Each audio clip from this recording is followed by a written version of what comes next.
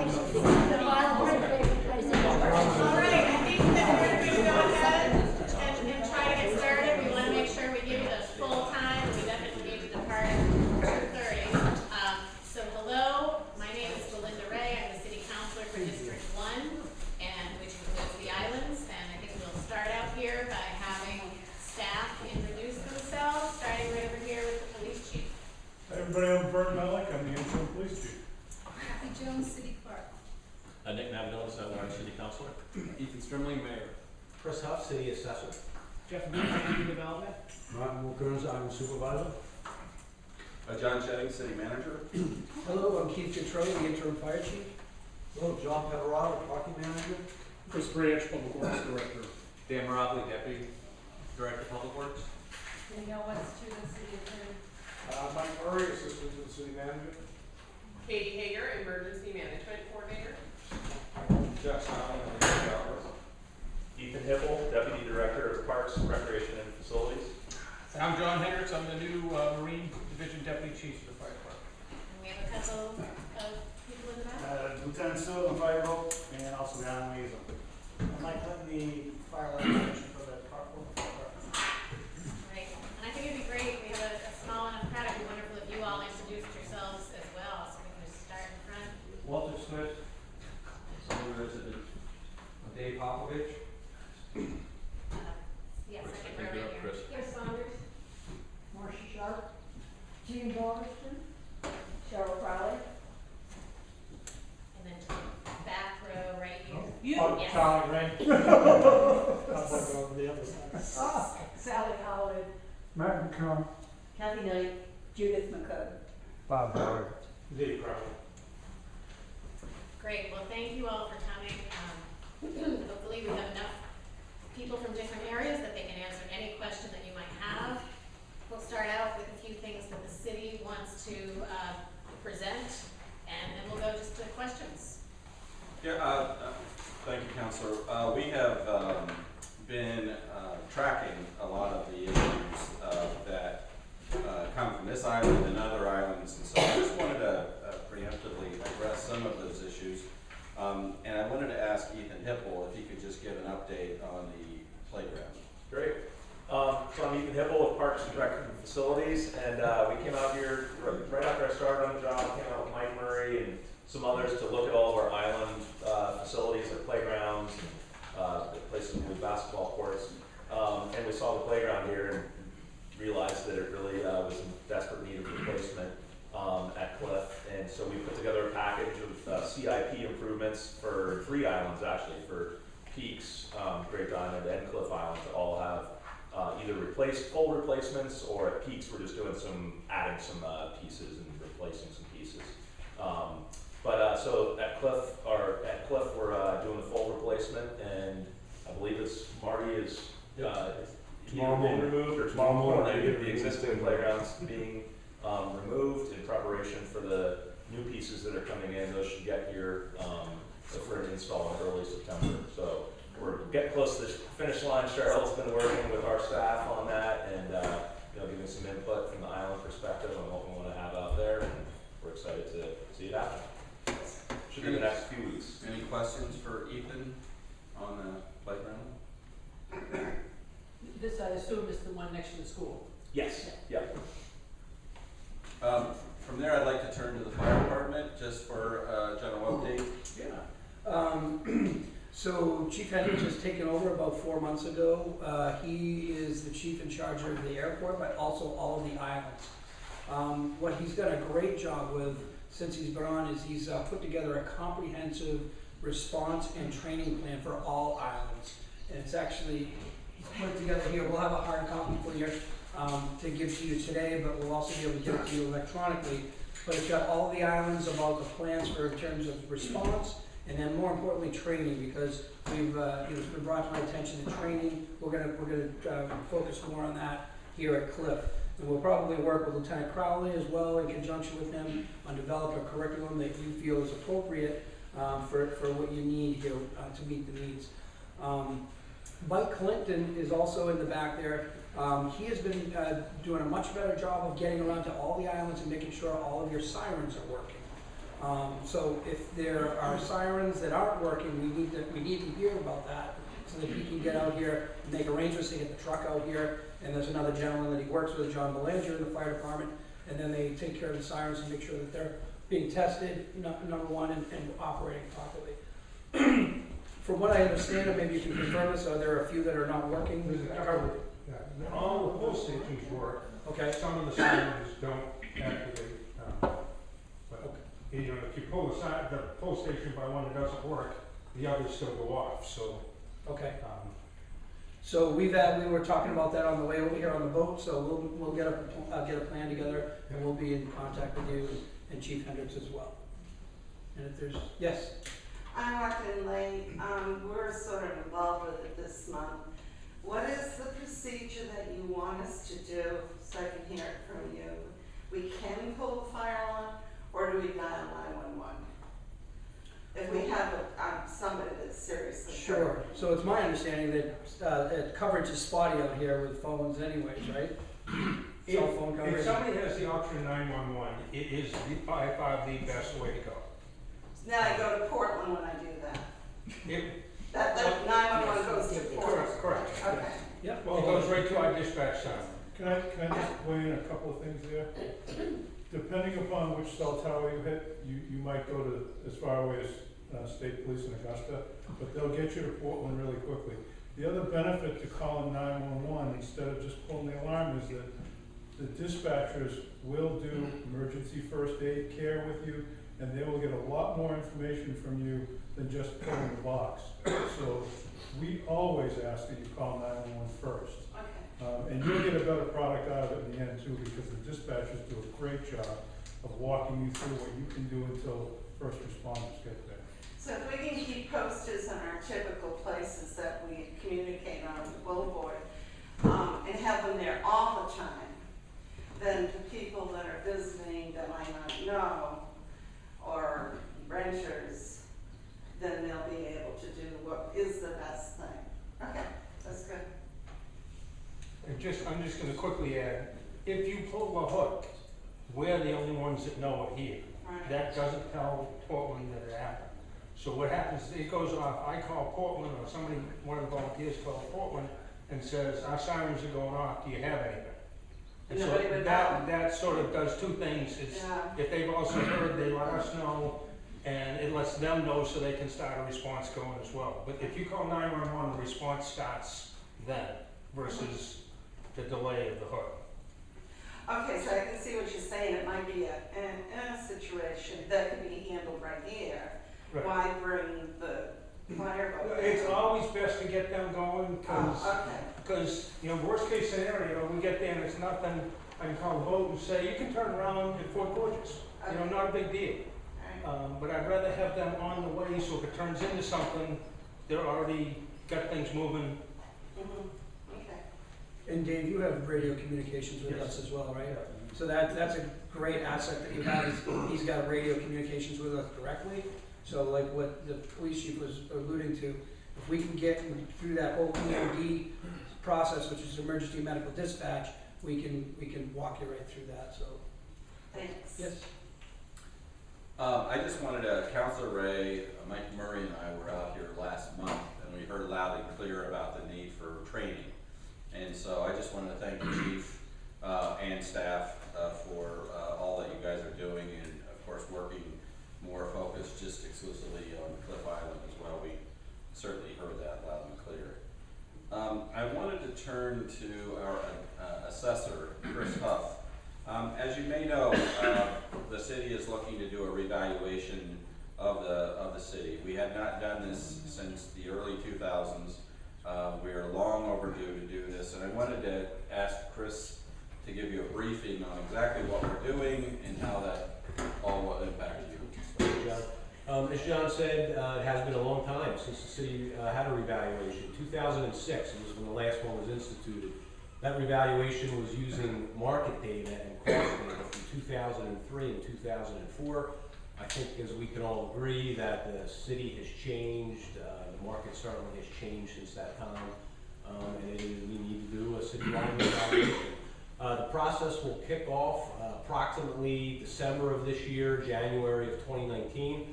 The first contact that the residents or property owners will have from our office will be in the form of a data mailer. We're going to send you a mailer that has all of the current information that we have on your property for you to verify and to make any changes, and then we'll get started with the process to that point. New values from the revaluation. We expect them to take effect for April 1st of 2020, which is the fiscal year 21 tax year. So it'll be about a year and a half long project. Understand that the last two revaluations caused a lot of increase in values for all of the island properties. I'm happy to report that preliminarily the numbers that we're seeing as we're going into the revaluation, the island properties have the highest ratio in the entire city, approximately 89%. What that means is the assessed value of your property is at 89% of what true market value is. There's other parts of the city, other classifications of property that have a much less ratio than that. Really what that means is I don't think you're going to see a significant increase in the valuation of individual properties. It's important to note, however, that the state of Maine says that the assessed value of your property should reflect 100% of its market value, and that's certainly one of the goals of the revaluation, to do just that. At the end of the revaluation, once we do send all the property owners their final notice values, there will be an appeal process. Everybody certainly has the right to appeal, to tell us what we got right, what we got wrong, to share your thoughts, your opinions on it. One of the things that we're looking at is coming to the islands, to have that process for island folks here rather than having you come to City Hall. We'd like to put a team together to come out to all the islands and do appeals here in your home turf, so to speak. Anybody that has any questions or would like to discuss the process, certainly more than welcome to call or email our office, and we'll help you out the best that we can. Yes? I do 98% of the real estate down here as a realtor. Who's going to be doing the appraisal? So we've contracted with CLT, Tyler Technologies. From where? They're in Falmouth. I guess Yarmouth is You're not where. bringing anyone from Massachusetts? Not bringing anybody from Thank you. Massachusetts, no. Tyler has done the last several revals with the city. The appraisal software that our office uses is Tyler software. The state of Maine does have a hand in revaluations of its municipalities in the state. We are required, the appraisal company is required to have a certified Maine assessor on staff as part of the project. We also have to meet with the state tax assessor to share with him our sales study ratios, our cost manuals, everything that goes into to the revaluation. So the state does take a part in the process. But our chosen vendor to assist us with the appraisal is Tyler. And the comparables will be just Cook Island? Comparable souls and everything? If there's a large enough sample to do that, yes. I mean, that's certainly the best way to accomplish that. Sometimes, however, depending on the sales, depending on the quality of sales, when we look at a sales ratio study, we're looking for true arm's length transactions, not estate sales, bank sales, relative sales. We are looking for arm's length transactions. If there's not enough, say on one island, and sometimes you do have to kind of venture out to a neighboring island. But if we can keep it on the island, we certainly that gives us the best indicator of a market value for sure. Yes. Yes, Maine, as I understand it, has 13 year-round islands. There are special cases in every case because they are fragile and need protection. How much is the fact of an island being a year-round island taken into account in doing the evaluation? So there is that does come into effect, mostly more on the cost side. In what will classify a residential property, there's a difference between a single-family dwelling and maybe a seasonal property. You have water shut off, between October and May, and there's an impact in the value of that. Usually, sometimes you see that in a market value, sometimes you don't. You certainly do see that in a cost value. The way the appraisal system is set up now, There certainly is a what's called a negative influence factor for a property that's considered seasonal rather than year-round, and I would fully expect us to continue a variation of that in the upcoming revaluation. Yes, sir. Is there any sort of impact that you put on a property that is 20% flood zone? There can be, yes. So that something, an influence factor like that would come more on the land side of the assessment. An assessment's made up of land value and building value. So something that's in a flood zone or is in that high of a level of flood zone, that there would be a factor on the land influence side. And that is true in the appraisal system, the assessment system that we have in place now. And again, I would certainly fully expect that to continue as we go through the next process. Any other questions? I may be misspeaking, but I think the intent of the question that the woman behind me asked was that, is there a favorable tax treatment for year-round people engaged in work and waterfront issues? Not so much the seasonals get a break. I'm not sure. That's very helpful, thank you. I guess the short answer is no. The state doesn't have any type of program for to acknowledge that. Never had? There is a homestead program if you're a permanent resident and that's your permanent domicile. You would be eligible for homestead, which is a value exemption that comes off of your assessment. That's more for a permanent resident of a property. You have to be a resident of Maine and own the property for the last year. And there's a lot of people in the city that do take advantage of that program. Sorry, I came in late, so you may have covered this, but you just said the state doesn't have a program for acknowledging working communities and islands, et cetera. Isn't this a city reassessment? It is, but the state has a lot of the laws that govern assessment are state laws, and the city, there's very limited, let's call it an exemption program that the city can do that, anything like that would require state approval. Approval or legislation? Like, is it something? Legislation. Yeah, legislation. We did put in place, the council put in place a property tax relief program for folks who are over the age of 62 or older. If you're on a fixed income, you can get a rebate from the state. That will go into effect next year.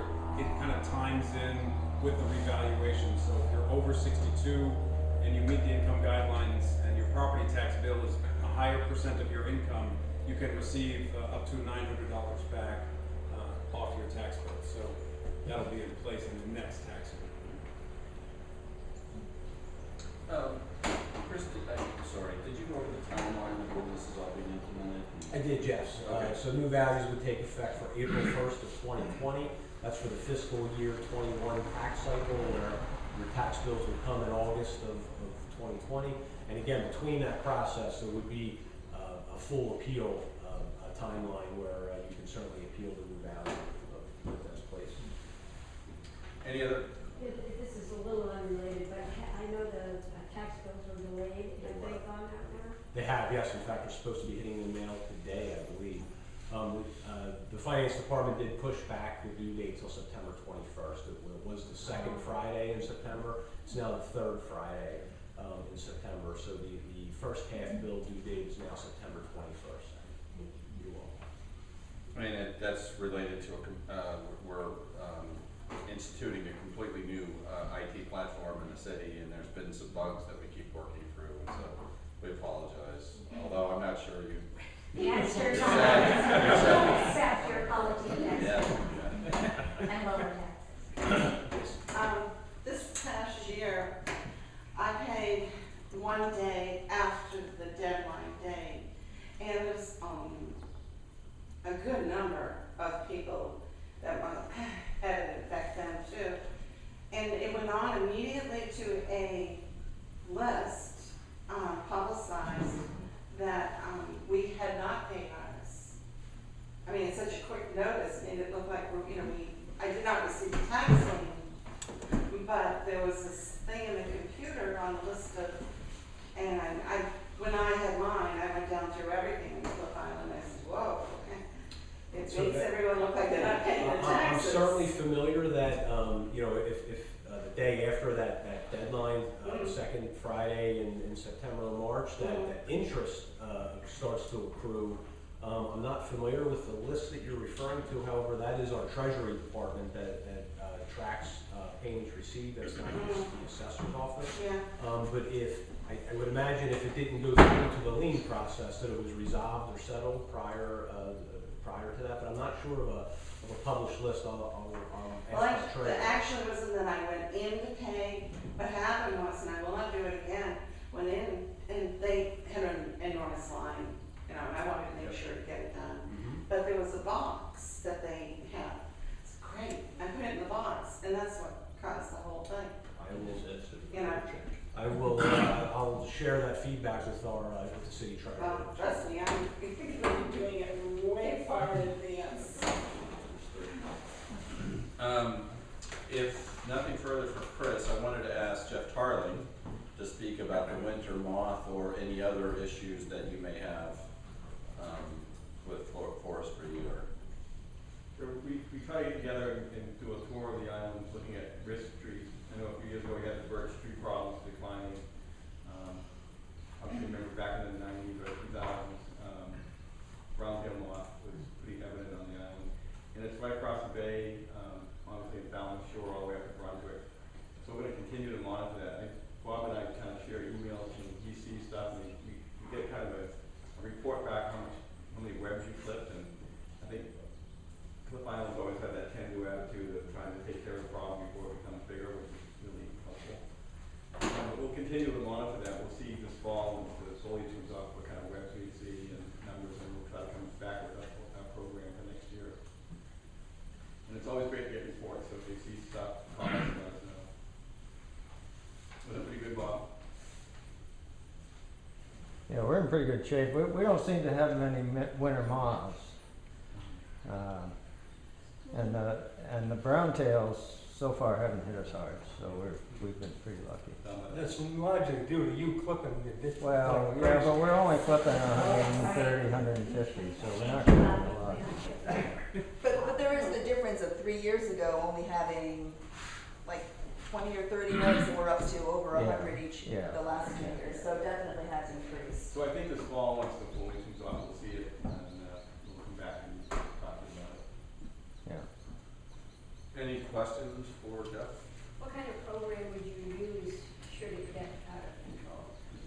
You know, it's changed in the days when we did, I think we did 2 airless sprays on the island, one with BT and one with Finland. Those things have changed. I know at that time that, you know, after 2 or 3 years of defoliation, a lot of people did have that health risk because of the hair. We can come up and give you some recommendations of what options there are, and again, we're seeing it heavily on the east end of Portland downtown versus on the islands. So we'll be looking at strategy for all areas as well as clip islands. So what about the winter moths? I mean, I do see probably 50 or so a night when they're out. I'm not sure what to do with them. Yeah. Well, the moths you might see now are some gypsy moths that are flying around. No, this is in the winter. Yeah, Okay. Thanksgiving to Christmas or Yeah. Thanksgiving to the first week. You know, it's the small numbers aren't uncommon to see. I think it's when you see that defoliation in May. And, but if you saw, obviously see clouds of it around, definitely take a picture and send us where it is. And looking at the beneficial insects, they have sent them out, the Forest Service has sent them out in South Portland and Peaks Island. It's a parasitic fly that attacks it. And that worked really effective in up in Nova Scotia as well as down at Cape Cod. So those other areas, the natural control is really the way to go. You have to use biological control versus trying to chemical control it. I don't think we're going to come up with any spray programs or anything like that.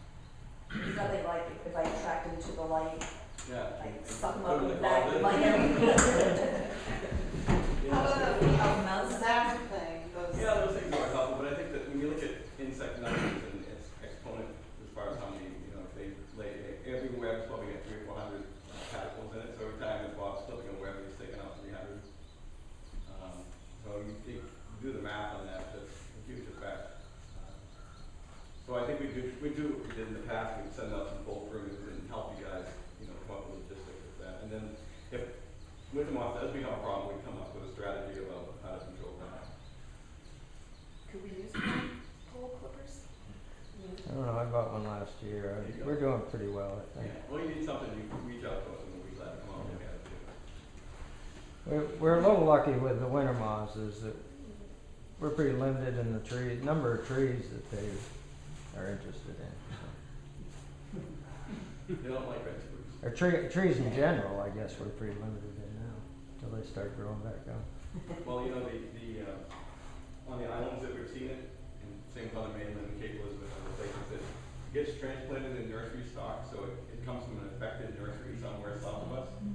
And so they bury into the hospitals or whatever, and then you plant that hospital in the yard and they crawl out. So on Little Diamond, we traced it back to, we know where it was planted, it came, it wasn't, they didn't fly here. So, you know, What kind of thing, a bush? Or yeah, they hide in some of the nursery stock, so if you buy something, say from Western Nursery in Massachusetts, someone brings it up, you know, just be careful about the things that might crawl out of that box. That's how I get the Little Diamond, it isn't just a Little So Diamond. no Massachusetts plants or trees. I know you guys like native plants, and that's That's kind of a concern, because we've noticed a fire ant down here that stings people, and my suspicion is that probably came here the same way, so probably ideally don't bring down plants, is the ideal thing. Anything else for Jeff? We just have a couple more items and then we'll turn to your questions. As you may know, the city has been undergoing a streetlight conversion. We've taken all of the old lights that we purchased from CMP and have converted those to LED. 98% of that project has been completed. Mike, I'm told that any lights here. That's what I was told. Yeah, so any of the lights here on the island have been converted. Any of you who are concerned about the brightness, just a couple of things. CMP did not do a very good job of maintaining lights in the past, and so we did a preliminary study prior to the conversion, and we found that many lights in the city were 40 to 50% maximum output because they hadn't been replaced over the years. So they were much darker than what we're installing. But with that said, we have this fall we will have controls over all the lights that we've installed, and so we literally can take a single light and turn it down throughout. So if any of you are having any of those issues, please let us know this fall. Then we can make adjustments on lights and brightness and so forth. Yes. In our area, there was several houses that were affected by the brightness on that particular one. But they put a shield over the back side of it and took care of the problem. Do you do that? Yes, so we've actually heard that a few times on the tour already. We certainly can do that, but we also can take those lights and turn them down literally through having controls on your cell phone. Not you. We're not gonna get you. Yeah, sorry. They won't even let me have the controls. So anyway, but we certainly can look at the shield as well. I think there's one light at the end of the pier at Little Diamond Island. Oh, okay. It's still an old. Could you explain how you control it? What's that? Could you explain how you're controlling the lights? Yes, so they're all interconnected, that we have through a wireless network. We have, in fact, I forget exactly what we've installed out on one of the islands in order to make sure there's connection back to the mainland. But that work has all been done, and now they're kind of just weaving it all together. So it's literally a wireless network that gives us total control. So we can turn the lights up, we can turn them down, we can take parts of the city to do that, we can take one street, we can take one house.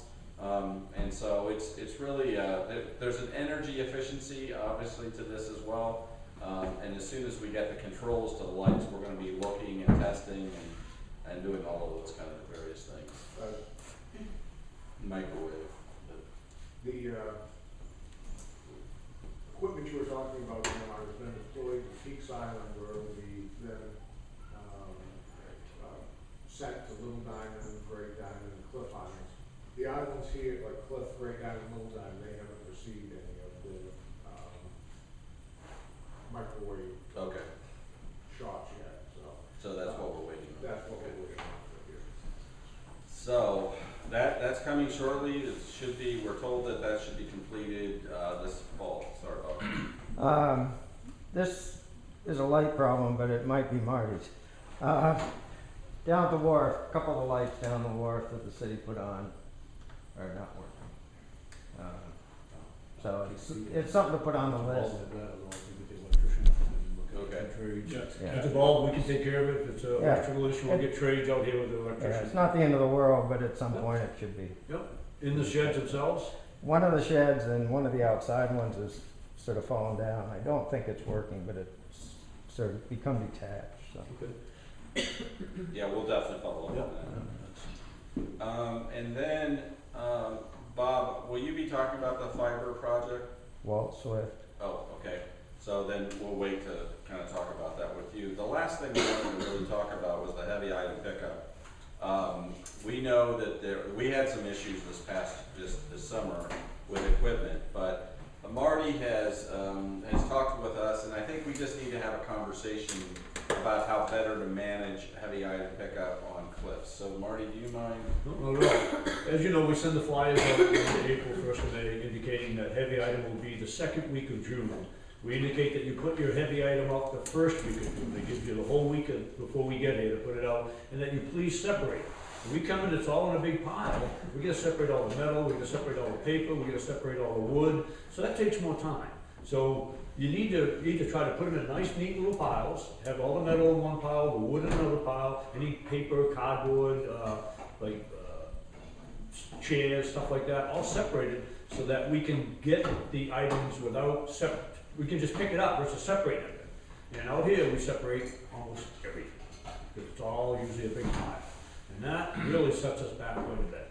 So you can separate them and keep them separated. We can be in and out of here. We're on Great Diamond right now, almost the same population. We're gonna be out of there in 8 days.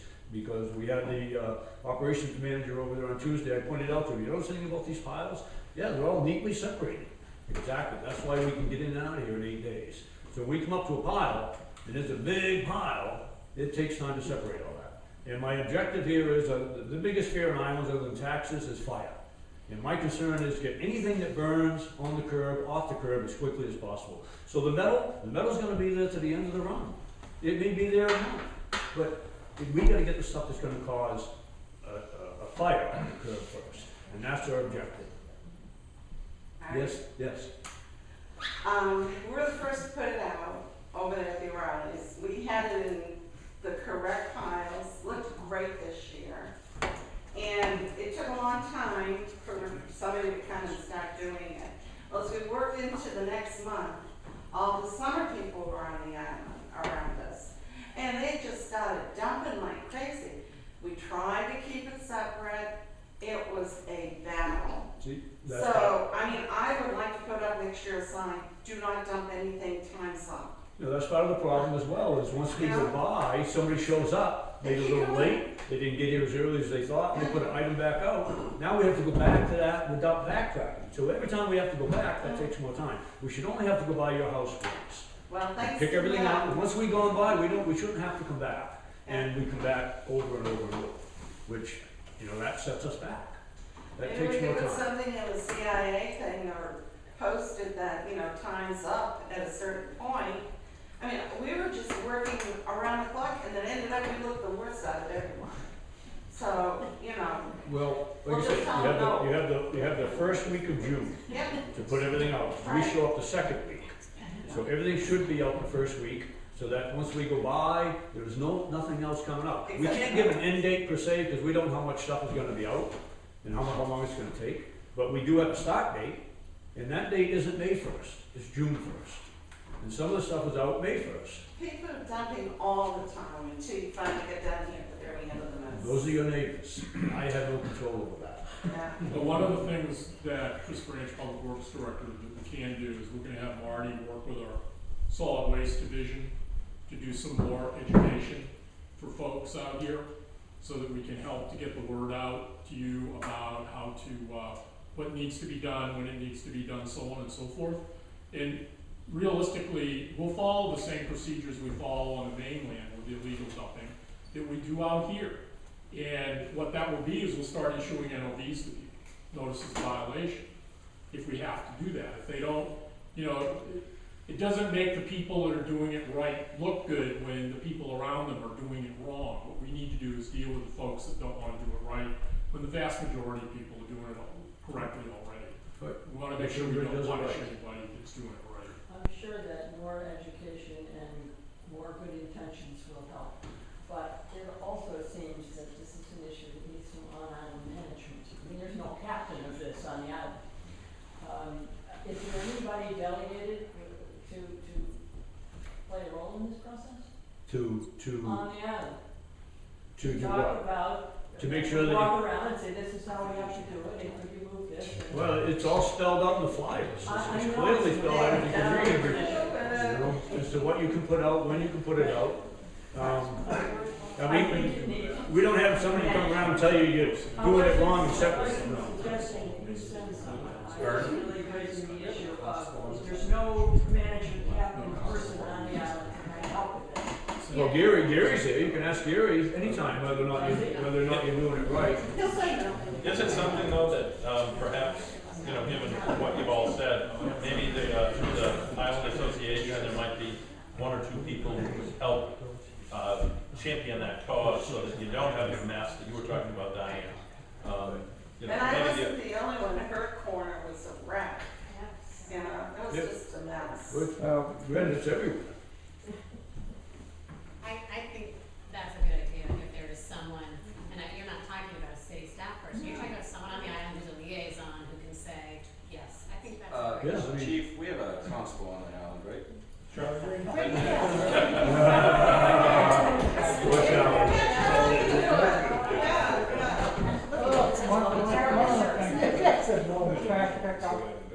Basically, there's a huge percentage of people that leave here in September and don't come back until the 1st of June, and the pickup's all gone. Now, we could have these people, you know, when they leave in September, put them on the side of the road, because they have a very sharp margin of coming down and opening up their places and getting it up. But we want these people coming back, they support the island. You know, probably 50% of these people that are coming down this island don't live here. And it's pretty hard for them to come out and, you know, get down here in June and try to make a pickup in the second week of June, when they live out in Omaha, Nebraska, or the West Coast. Yet we don't give them extra time, you know, to pay their taxes or anything. So can we put out the trash early? No, we don't Well, want we to. don't want that either. So there could be a window somewhere to help other people, other than the two houses that they get around. Can you change your date? Instead of We June. don't want to look at it all. Can we come later?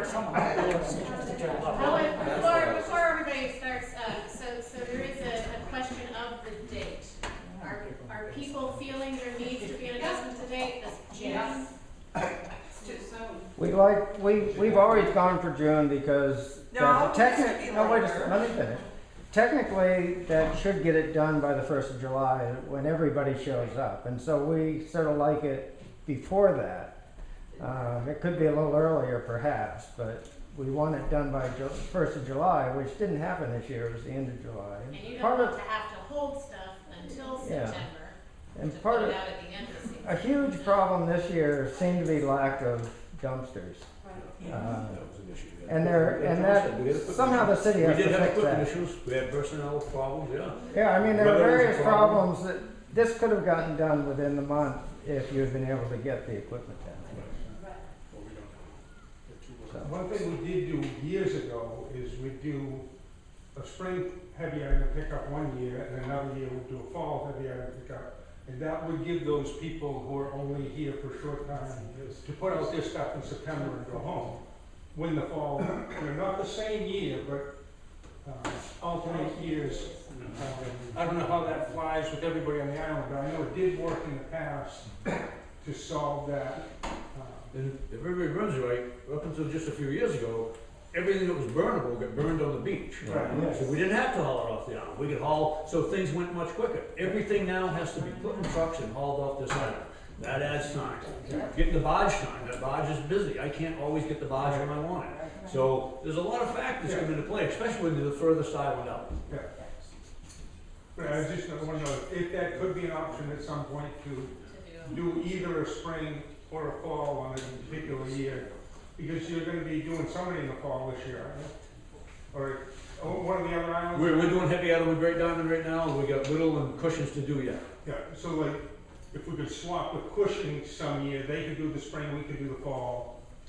We'll do Heavy Island when the Islanders want it. The Islanders have always wanted it in June, so until that changes, June's the date.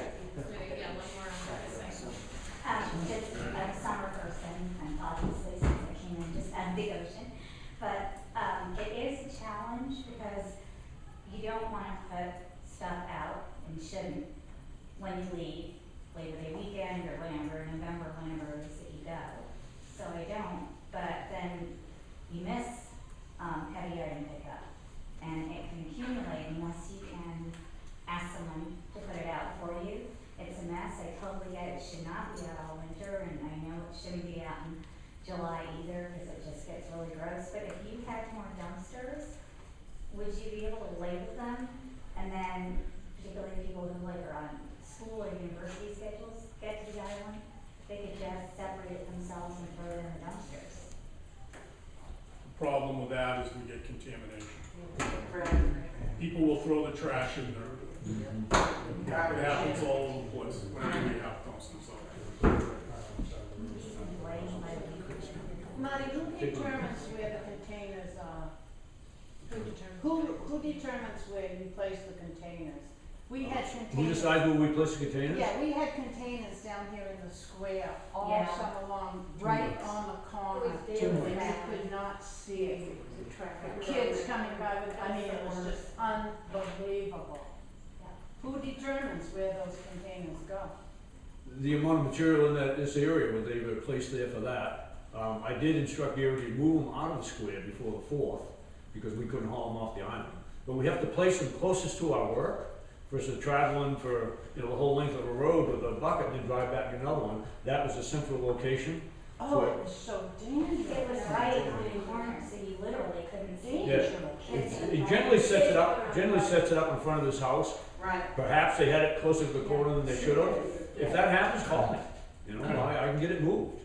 But I'm not here, I don't see it, I don't know. And like I said, we've always put them down in the square for heavy items.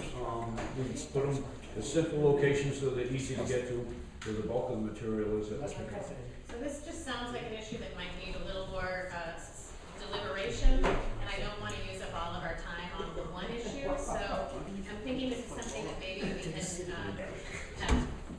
Can I just make one quick comment? You can make one quick comment. I did write to John, and he was very responsive on Sunday and wrote me back, which I really appreciated, and boy, they were on it afterwards. And I just want to underline the fact that I think this culpability on the island side, as Marty said about separating, I think we need education. I don't think there's resistance, I think people just need to know. But I also do feel that the city had problems with the equipment and with personnel, and so I don't want us to have the whole burden for why that failed this year. I think it was a shared. Oh, it was absolutely. Yeah. So just in terms of making sure the education happens, and also in talking about any consideration of changing or alternating time of year, I think that's a bigger discussion for the city to have with the island to make sure that we hear it all.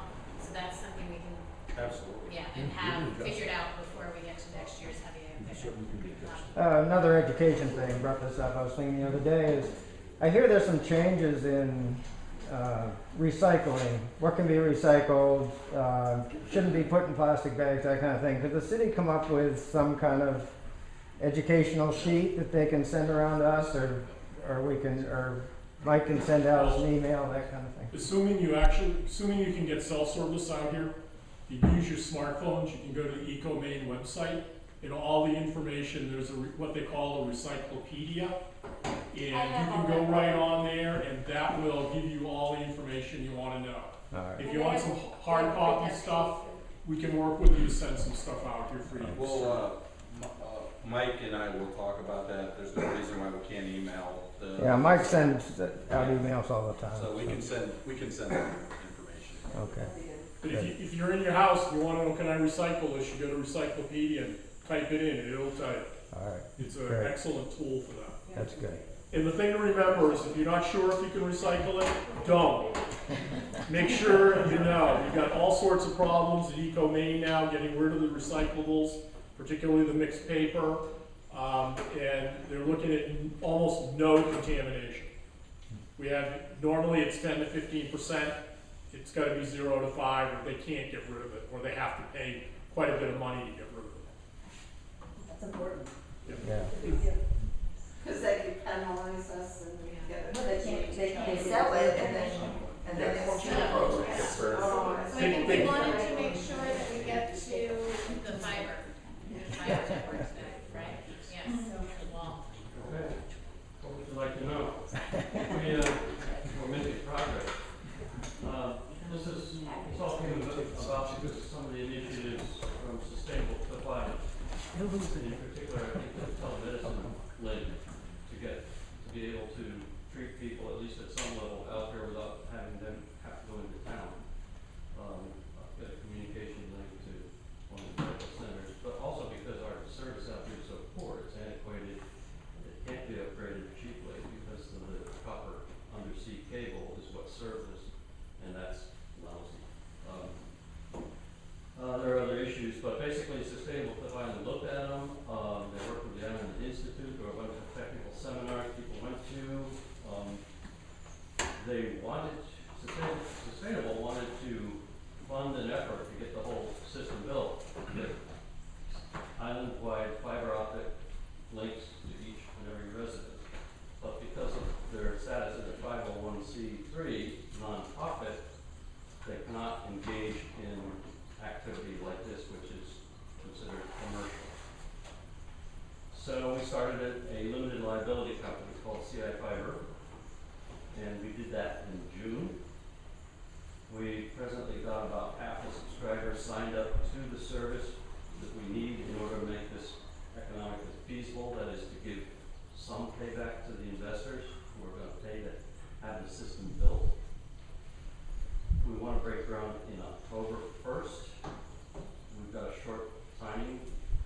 The guys who are going to put it together is an outfit called Axiom Technologies out of Machias. They are particularly good at dealing with underserved, rural, and difficult to serve areas. We're saving a lot of money because of the equipment they're going to give us. They're going to repurpose some equipment from Chevigue Island to our place.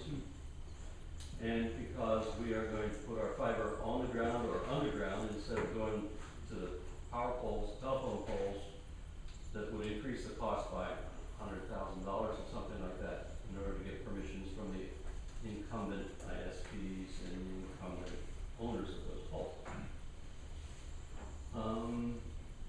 So it's a privately funded effort. We're going to have a microwave feed from one city center to a tower on top of this building. Short tower, about 10, 15 feet high. We're going to have the electronic box sitting right back there behind the table in addition to this building, which will then be the main control center. They call it a control office in telecommunications world. And from this location, we're going to feed fiber optic cables, either bulk cables or individual fiber strands, to each and every house we hold on the island, and give them service that finally meets the minimum requirement of the Federal Communications Commission, which is 25 megabits per second down to 2 or 3 megabits per second up. Right now, nobody on the island gets that, not even the school or the library, which is part of the main school library network, because it's all limited by copper. So I've sort of been championing the private sector effort. It's grew out of something we're doing in Lyme, New Hampshire with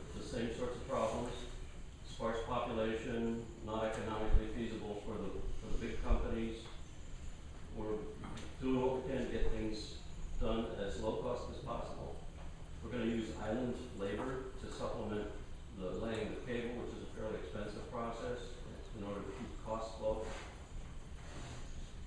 And we were basically hiring Axiom Technology to do all the work, manage all the work, and then once the system is up and running, they will also manage the operations. That is, they'll do all the billing for us.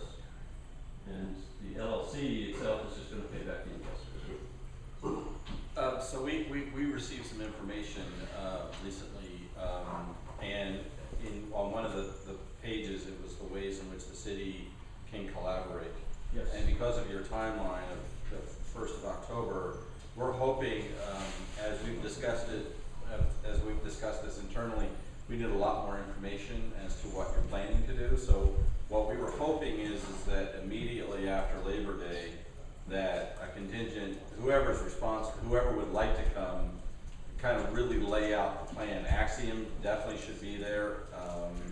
Bob, Roger, certainly you, if there's others that want to come, we just need to know exactly what you want to, I mean, there's a list of collaboration, but we need a lot more detail. Sure.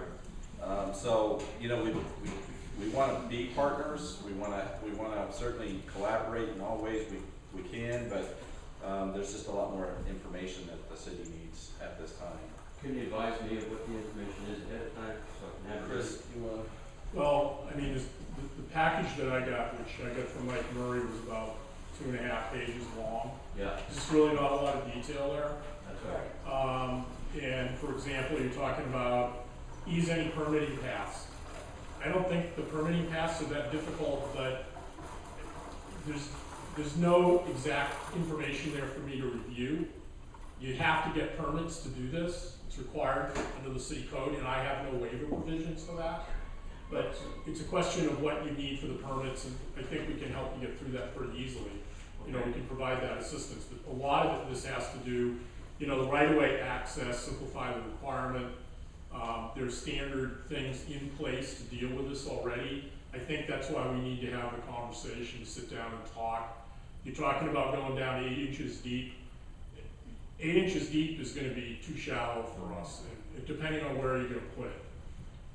Say for example, you can put it outside of the travelway within a right-of-way, then we could probably get by with 8 to 10 to 12 inches. If it's gonna be within the actual travelway, we're probably gonna want it down deeper than that, because if you have any serious erosion issues, you could end up losing the fiber cable. So those are the types of things that we'd like to sit down and talk to you, try to work with you. We don't wanna say no, we want to help you out as much as we can, but I think there's some ways to get through this based on information you can provide us and information that we can provide you, that things may not be quite as difficult, particularly on the regulatory side as you think they are. And Mike will take the lead on scheduling this meeting, just to make sure all the city staff that needs to be there is in one room, so then, you know, we're not having to go office to office to get answers. And so that's the reason why we really want to have this meeting and be able to hopefully get most of it addressed, so we can get moving on, or so you can get moving. Were you suggesting, just so you have everything, or bring everybody and everything you need to that meeting, were you suggesting an email or some sort of communication come to you? Yeah. With more details about what your questions might be? Yeah, the codes in this city are voluminous. Yes. And I went immediately to the telecommunications section, chapter 27 of the code. I started reading through that, and I said basically, I'm gonna quit. There's no way we can afford to put this on. So I don't know what things are of particular concern to you, and if there's somebody who can email me sections of the relevant codes that I have to look at so that I can address some of your main issues in detail during the meeting of September 6th or 7th or whenever you're going to have this. It helps me a lot. Honestly, so Mike will take the lead on that email, but Axiom, you know, since they've done this in many other areas, I think if we could have a representative, they'll be there from them, they would be able to interact with us on a lot of these, because they've dealt with this, you know, the right of way and they have in towns, but they haven't done it with the city. Yeah.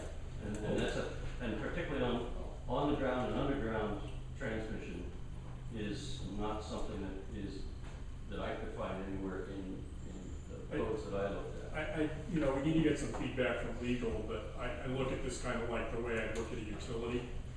Utilities have the right to place utilities in some streets with certain requirements. I would think that would be, but I'd want to get some feedback from legal on it. But from my perspective with Public Works, I don't see this as a huge deal as far as the street codes are concerned. But whether there's any telecommunication, utility-related issues that I may not know about, I would think that if you have an organization, you know, we might require an insurance certificate or something like that. Yeah. But beyond that, from my perspective, I don't really need a whole lot. It would be nice if somebody had their little handy-dandy pocket GPS floating around, that they could do some GPS locations on where the cable is periodically. That would be great too. That would help everybody. No. You know, you asked in here about the use of city equipment. That could we can't allow private citizens to use city equipment. I don't know what city equipment you want to use, so it makes it more difficult. Can we work with you to maybe do a rental or something that might actually make a lot more sense than using our junk? Sorry, Marty, but it's true. But you know, that's the kind of stuff, you know, like what kind of city equipment are you looking for, and is there a better way to do it? So this sounds like a great meeting of a lot of really smart minds, and I think that can all be sorted out really nicely. Yeah, so Mike will take the lead on getting the meeting scheduled. We'll also get you the information that we would like to address. But certainly, I think the company, Axiom, will be able to answer, I think, a lot of these questions that we'll have. And then Danielle, wherever, Danielle hiding over there. So, okay, so one of her attorneys will also attend that meeting, just so we got everybody in the same room. Mike or somebody can be moving at a time. Get up to speed. Does that work? Okay. So, We lost Bob. we started a few minutes late. I wanted to allow us a few minutes if anyone had another question that they wanted to have addressed today. Yes. I just have to bring up parking again, because I know that's an issue, every island's talking about it, and we talked about it last year, and we just keep seeing the buildings go up, so what about parking? Yeah, since last year, a couple of things we've done for the residential zone we have on the mainland. We added 23 spaces on 4th Street. We changed the times of enforcement on the 4th Street, 10th Street and Hancock Street times. Used to be 9 to 5, now it's 8 to 6. Rather than 2 hours, 1 hour, create more turnover, make more opportunities for the islanders. In addition to that, there's a marketing campaign going on. We no more alternative transportation routes. People taking the bus, taking Uber, Lyft, things of that nature. You know, if you live in South Portland, try bringing the car into Portland. There's also new car share. And the other big thing is at 104th Street, where Hamilton Marine is. Developer there is proposing a new development with a 620-car parking lot. That is. No, that's not going to be. That's not totally determined. It's going to be obviously his development. But we believe there'll be excess capacity in there as well. Don't have the details on that yet. So, That's the kind of stuff that's needed is. yeah. And there's another development plan down on Commercial Street at Fisherman's Wharf. Not which Fisherman's Wharf, there's another development plan. They're going to be putting in a hotel, a parking garage there. The garage is going to be large enough to displace or accommodate the existing parking that's there, plus the need for the development. And that developer has publicly said he wants to work with islanders. Don't know what that means yet at all, but just stay tuned for the public hearing. So there is, as you just said, an effort for parking garage and parking sites that from the other meeting we had, improvement. Where does the city stand on what they're going to do to provide a parking garage for the island people only? Is there anything on the table on that? Not that I'm aware of. Okay. Do you have land on the waterfront that belongs to the city that could be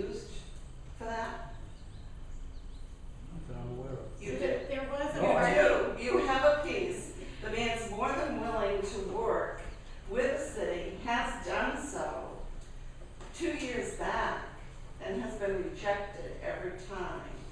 And it is over there where the vessel service is. There's a parking lot there that goes empty constantly, weekends, nighttime, and belongs to the city. And I've talked to the owner. So, do you want to follow up on that, or do you want me to tell him to contact who? After the meeting, tell me where it is. I just told you.